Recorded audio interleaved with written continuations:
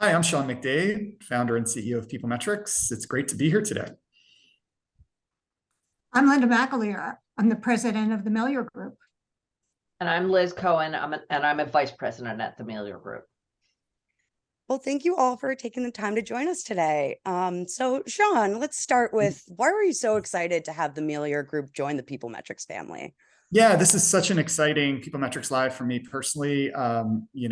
Linda and Liz and their whole team have worked with PeopleMetrics over the past 5 years, and we work really well together because we share the same values of figuring out how to add value to clients through the data that they're providing from their customers. So we get a lot of customer data. We've worked together with Melior Group over the last 5 years. They've been helping us with some of our reporting and analysis and storytelling, which we're going to get into today.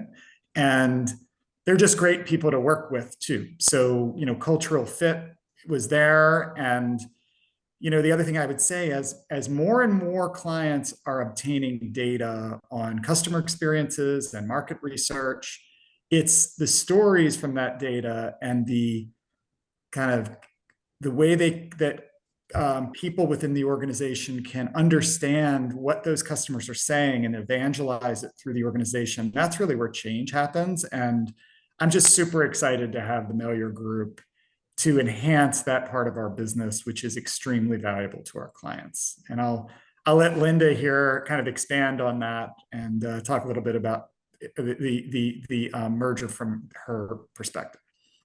Thank you, Sean, and thank you, Alexandra. I am so excited about this merger and how we're going to be working together. This is so complementary and so exciting for us. It's a new chapter for us, and so let me tell you a little bit about who we are. We were formed 40 years ago to assist clients with using market-based information to drive change. Focus was on helping clients in the service sector to understand how their customers make the decisions about the intangibles that most often drive their decisions, and that happens within the service sector. And in the years since our founding, we've continued to focus on those organizations providing service. Now, what service means has grown in importance, and both product and service organizations really look at service. So we're delighted to be part of the PeopleMetrics family, and we can continue to provide qualitative and quantitative research to support the overall customer experience. That's beautiful. Thank you for sharing that. And welcome to Liz, who's just an excellent researcher. We've loved working with you, Liz, over the years, and I've seen some of your reports personally, and they're top notch. And I can't wait for our clients to experience some of the work that you do. And thank you for joining us also. What I wanted to kick it off, Linda, is talk a little bit about storytelling. So, I've been in this industry a while, not as long as you, but, I've admired you from afar from a long time, as I wrote in my blog post, and I've been in this industry a lot. I see a lot of projects being, commissioned, both customer experience and market research, where, there's a lot of effort on the study design and making sure the questions are right. And, especially with technology being so pervasive these days, that there's a lot of work around creating dashboards online for people to view. But it seems to me like sometimes the missing link in realizing investment in any kind of research program, whether it be CX or market research, is really understanding deeply what the customer is saying and able to translate that into something relatable for our client and their clients internally to understand and take action on. And you're one of the best. Your team is one of the best storytelling teams I've seen out there. And I wondered if you could just comment on, from your perspective, what the importance is on storytelling within reporting and how that's important in today's day and age. Sure. And I think what I'd like to do is to step back a little bit. And Alexandra, can somebody put up the first slide? Yeah. And I'll explain what this is. Yes. The next slide. That's the slide. Thank you. As some of you know, I'm on the board of the National Multiple Sclerosis Society. And I was thinking about what we're going to talk about today, and this popped up last week at a leadership conference where we had a presentation by a science medical researcher. So we'll call her that. And she's doing research, very sophisticated research on urinary tract infection in people with MS, heavy topic. And she stood up and she started talking about her research, and she told us about the sample size, and she told us about the data that she was collecting, and she talked about the statistical margin of error and the statistical relevance between these two pieces of information. And yeah, I understood the language, but I had no idea what she was talking about relative to how this would impact a patient. And so I was about to raise my hand and say, could you kind of explain this a little bit? When the moderator said, wait a minute, Dr. So-and-so, could you start over again? And obviously this was pre-planned, and she got up again and she said, she told us about a patient of hers. And it was a man who had MS, and he came to see her for an exam, and she said, what's going on? What's good with your life? What's bothering you? Like a good doctor would do. And he said, my daughter's getting married, and because of my situation, I'm not going to be able to dance at her wedding. So she talked to him about how the research was helping and about the drug that was in clinical trial that could help him. And that was the story she told. And then she showed this picture of Mr. Patient dancing with his daughter at the wedding. And we all applauded, and we were all so excited about this, because here was the story that we could all take back when people ask us what happened at the medical conference for MS, and we had a story to tell, and we could share that story. So it really gives you an idea of why storytelling matters, and how people can use stories to help them. So as we were putting some thoughts together, Liz and I came up with, like, why does story? Because it takes that hard data and makes something of it that people can relate to, that people can, internal to an organization, can relate to it, yes, and they can take responsibility for what it means and how to communicate it. And it allows people to absorb the information in a way that makes it important for them, and that they can use it to work internally or externally in an organization, to tell that story and how they feel about it and why it matters. So storytelling, as we'll learn in a minute, and go to the next slide.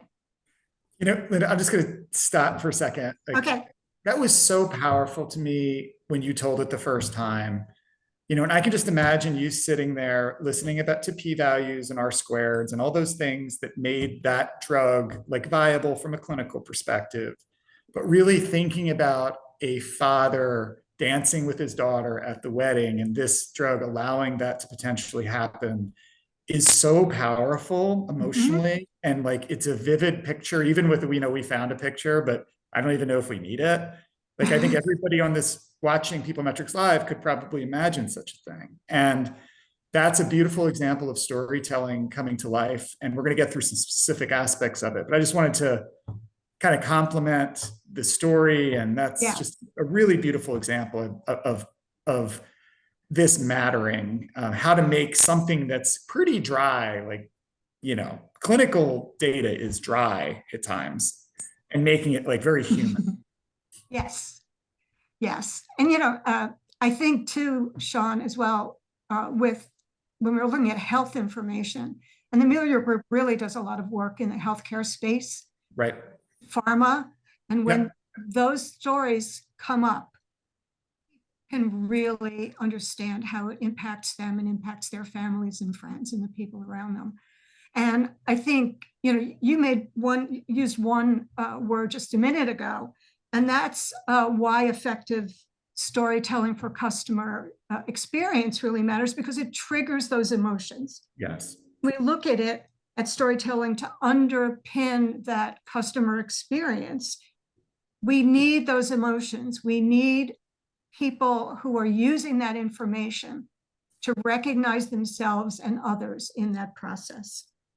So that's great. I'd love to get your perspective, and that's the next slide, Alexandra, on how do you effectively tell stories with customer? I mean, this also can be employee data, by the way. It can be any, like you can think of your customer, if you're a pharma company, it could be patients, it could be HCPs, it could be employees, it could be customers, it could be guests, it could be whomever that you consider your main kind of person that you're trying to help and add value to their experience. Yeah.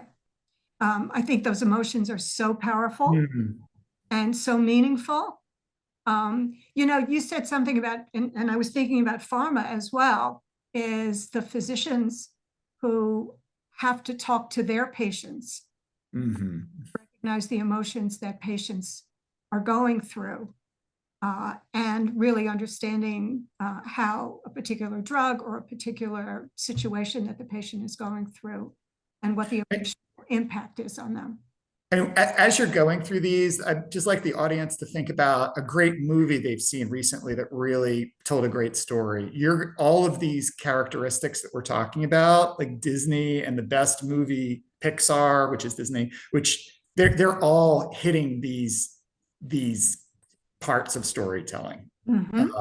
And connection is the next one, right? Like it has to be a good story people can really connect with and relate to.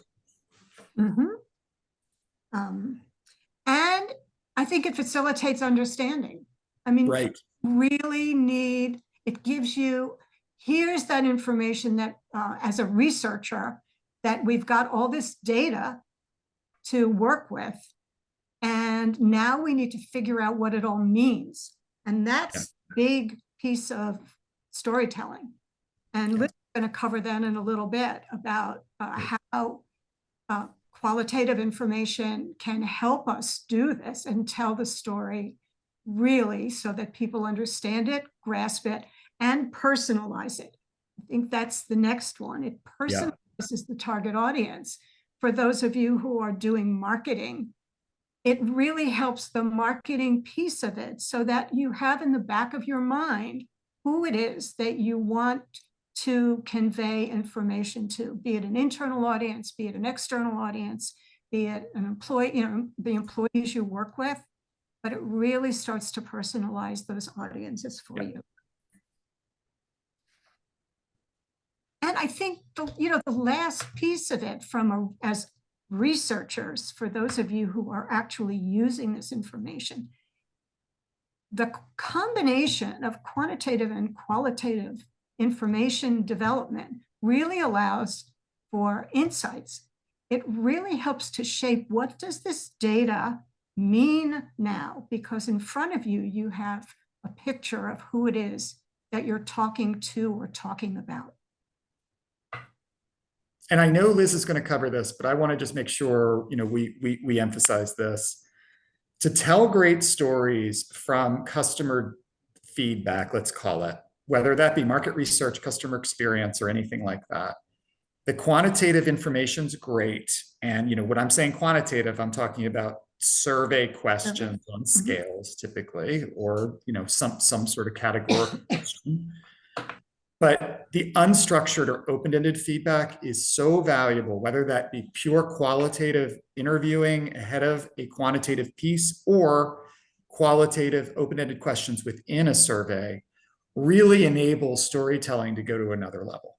And there's nothing like hearing a quote or a video or something from a customer that people can relate to.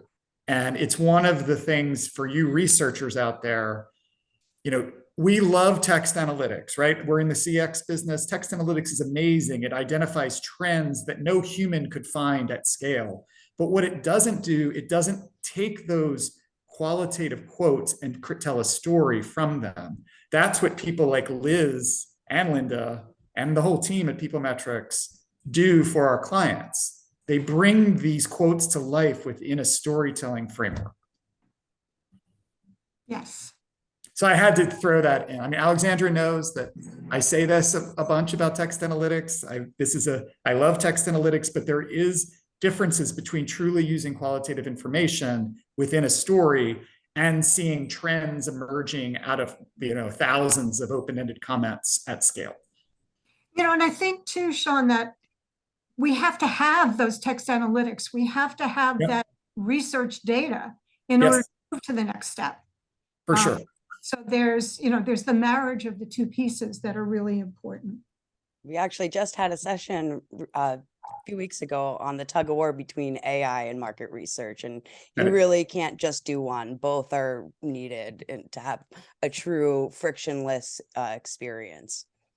Yeah, it was the tug of war between AI and empathy. Oh, empathy, sorry. And how empathetic responses from humans you can't substitute a machine learning for that from a customer's perspective. This is all wrapped around the same thing. Like you have to realize customers are human beings.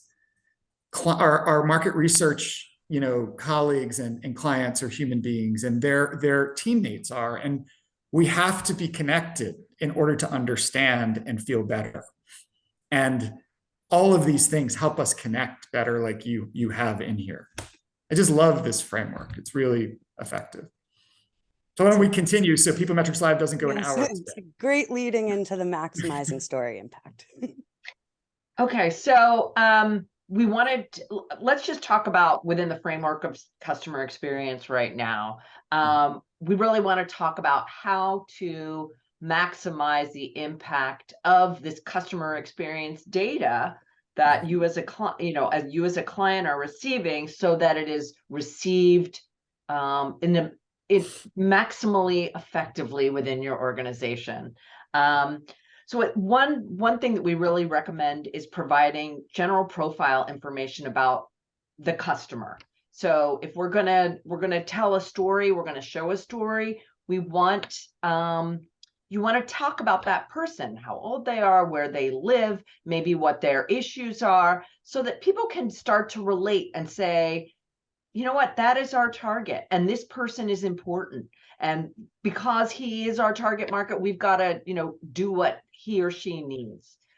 So then there's other ways to maximize stories' impact. Hey, Liz, can I throw in one thing? Sure. And we all love data. Like we're, as quantitative and research people, we love to throw data at people with charts. Don't shy away from a beautiful photograph of somebody that looks like your customer, right? Like, bring that to life and show a picture of them on the full screen, no data. And then you maybe fill in the data on the next slide. But that's just something that I love to do. And I think it just helps people connect with who we're talking about. I do too. You said this a minute ago, Sean, but you said, we're all people. Like the people that we're serving are people. We as the clients are people. We're all people. So we connect to other people. We're social beings. Mm-hmm.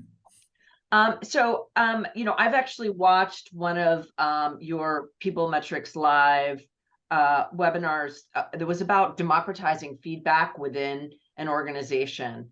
And I think that when, if we're conducting sort of qualitative research to flesh out customer experience data, give your people the opportunity to watch whatever it is. I mean, I think one of the really beneficial things about all research being conducted online now is that you can have as many people online observing a focus group as you want, and invite people to see in real time. You don't have to spend money to fly them to, Los Angeles or whatever it is. All you have to do is give them a link so that they can actually hear people speak. And I think that is a real benefit. And you can do that throughout organizations. You know, Liz, I'm going to also chime in. Sorry to interrupt you. My first chapter in my book, Listen or Die, is about how to create a customer-centric culture. And the main point in that first chapter, and I think it's the most important chapter in the book, is to do that, you have to, first of all, listen to customers and then enable your people to hear those conversations with the customer, however they're being formed. Whether it's a focus group that that's a great example, or providing real-time feedback from surveys to people who are interacting with customers every day. And that's why I think the technology component of CX is incredibly exciting, because it's enabling people to get access to customer information that never had it. So I love your example on the quote. So another way to, let's say you can't, people can't be observing, or you're giving a high level presentation within your organization about your customer experience feedback. You can incorporate quotes, you can incorporate video and audio links into presentations to even your highest level internal client. I think that, in our experience, when we've incorporated these things into conversations, say like with a hospital CEO, these are the takeaways. Our internal client might come to us and say, our CEO couldn't stop talking about that one quote from that woman who had this or that experience. Again, we're all people and we relate to other people, and that's what's impactful to us. So using these kinds of quotes and audio and video links just makes it more personal.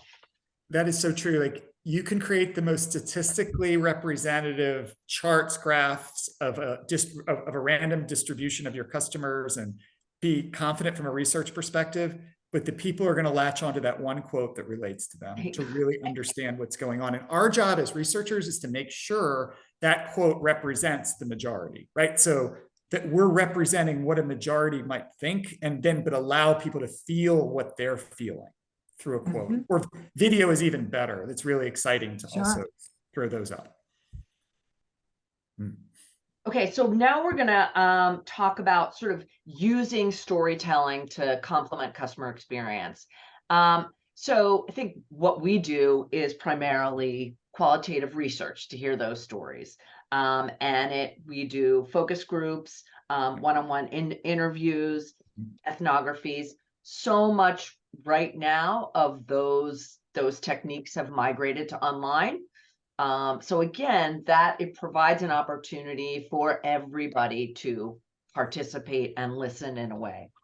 But I actually want to clarify that we're not just talking about using, storytelling and these qualitative techniques on the back end once you've received the data, the hard numbers. It's really important before you're implementing, let's say, your customer experience survey. If you talk to people before, you make sure that you're asking the right questions. Qualitative research is fantastic for gathering the range of opinions. You assure inclusion of a full range of closed-ended options in your surveys. I mean, Sean and Alexandra, you were talking about using, and the word is escaping me right now. You're using text analytics, but as we all know, open-ended responses, a lot of people don't do them, and sometimes they write gibberish. So I don't like to use open-ended responses as a substitute for qualitative research, because you really need to establish these closed-ended answers are better. They just are, because they're more complete and people are more engaged and willing to participate. Finally, you can hear the consumer language that people use. And that is really important before you design a survey. We're working with a client right now, and how they refer to their organization. We just went and did some external focus groups, is completely different to how the organization is referred to externally. So you have to just keep that in mind, and not, language is important. So after data collection and we've been discussing this, how important are these stories? And they, again, allow you to understand what the statistics and the data mean. They put data in a context that people can relate to take action. And it assures that those who are responsible for customer experience know what they're hearing and what the data means. And again, it's a great, this whole idea of democratizing data. You want to get the information out there in a way that the most people can understand and in a way that people can absorb it best. I want to give you an example of a survey that we did for a very large international retailer. They were doing a satisfaction survey, and they wanted, we inherited a survey, but they wanted to track certain questions, so we had to keep them the same. And one measure was asking respondents to rate their satisfaction with the variety of discounted offers. This has been done for years. We would have liked to, sort of design this question better, but it's a legacy question. They wanted to keep it. They got the data, and on the back end, they said, well, what does this mean? And I said, we can't tell you. We really can't tell you. If we had designed the question better in the first place, we could tell you, but we can't now. So there is, again, it's this marriage of qualitative research and customer experience data that just fleshes out the whole picture. Beautiful. All right, well, we're just about at time. So let's see, got any questions in? Okay. What's the best way to communicate this storytelling method internally so I can properly execute this to our clients and prospects? What do you think, Linda? How'd you answer that one? I think we need to build it into the initial conversation. And I think using those words of storytelling and what they mean, what storytelling actually means, and maybe some really detailed examples of how it could be most useful, such as what Liz talked about, what Sean talked about, what I talked about, will be very, very helpful to get that going. Yeah, I mean, just to add to that, I think any way you can bring the customer's voice into your stories, however that is, through quotes, through videos, through audio, through beautiful pictures, like summary. I'm a big fan. I create these summary slides often for some clients around summarizing everything that's in a like an executive summary, always including the customer voice, the actual verbatim quotes. And that can be a PowerPoint slide. It can be a video. It can be anything you'd like from a medium perspective, but just make sure that there's that emotional trigger in that story that you're delivering. And I think too, you talked about photographs. To really, if you can do it, find photographs of real people and stock photos. I saw the man and his daughter dancing. It's vague enough that we can't really see who it is, but those pictures have to be relatable. Absolutely. I also think what we discussed before, giving people opportunities to observe in real time these conversations. So true. And talk to them after those observations, after they've observed, to have a conversation with them about what were the 2 or 3 things that stood out to you in this, the things that you're not going to forget. Thank you all for just sharing your expertise. It's going to be a very exciting 2023. And thank you all for joining us. We'll see you next time at PeopleMetrics Live. Thanks all.